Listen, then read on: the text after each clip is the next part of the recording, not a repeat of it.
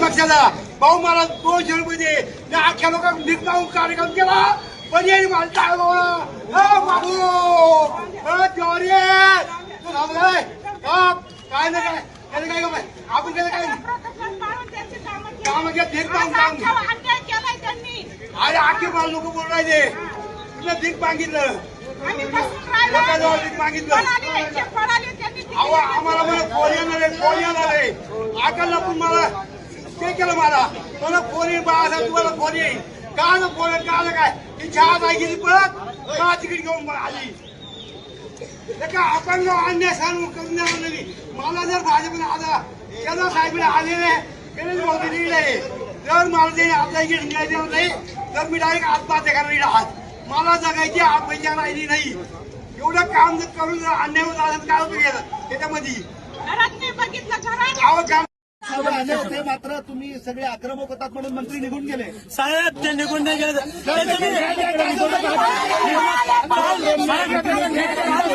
मी त्यांच्या 2 दिवसापासून मी काय करतोय साहेब तुम्ही या समोर यायला तयार नाही साहेब मला भेटायला तयार नाही साहेब साहेब हे जर इमानदार होते यांनी जिल्हा अध्यक्ष सुद्धा इमानदार होते तर यांनी सर्वे आणावा माझा सर्व मला दाखवा हे काय म्हणतात साहेब अतुल सावे साहेब काय म्हणतात सर्वेमध्ये तुझं नाव पाहिजे अहो तुमच्या सावेचं 3% नाव आहे तुमच्या पाल्याचं 10% नाव आहे याचं 70% 55% नाव आहे या पाटलाचं पाटल्यावरती नाही तुमच्या काय फक्त तुमच्या बापाची पार्टी झाली की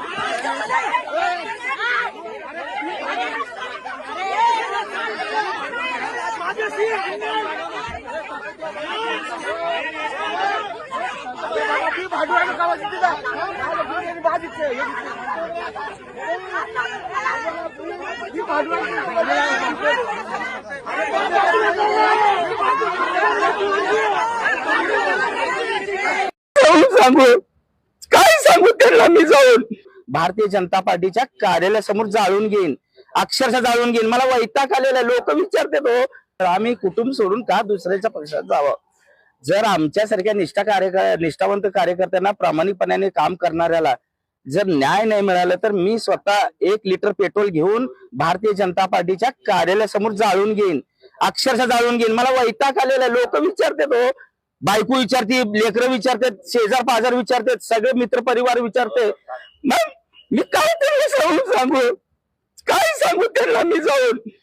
तुला सारखं ढवळा लागले सारखं ढवळालं कधी भीती आली तर भीतीचं आम्ही धर्म निभवणार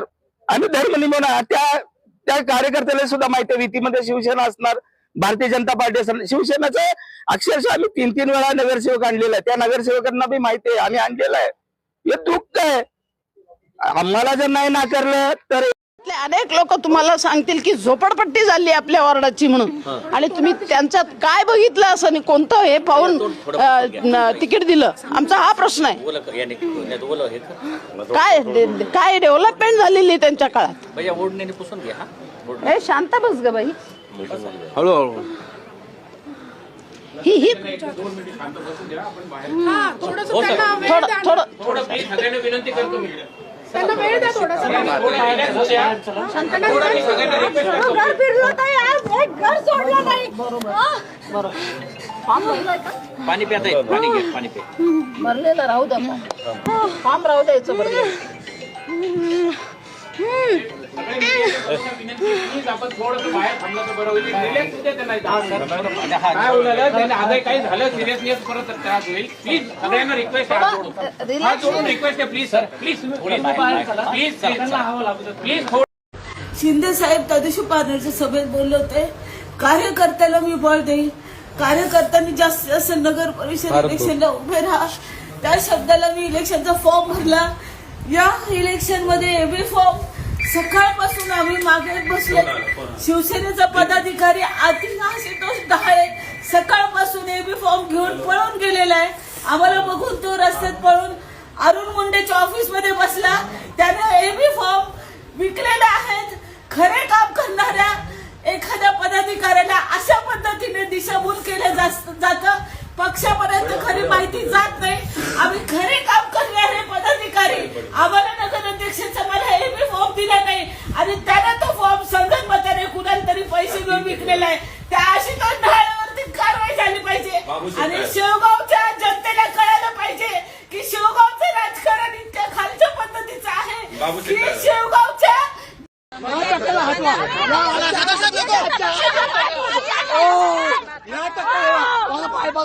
त्या टक्क्याला हलवा इथून त्याला बोलवा इथे त्या टक्क्याला इथे बोलवा त्या टक्क्याला इथे बोलवा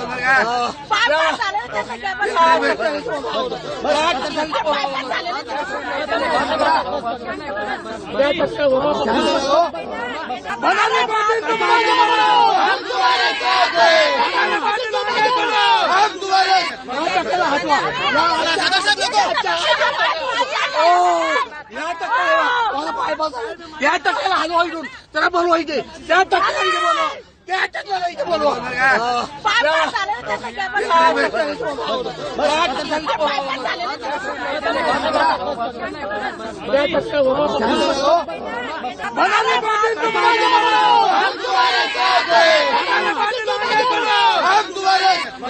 हटवा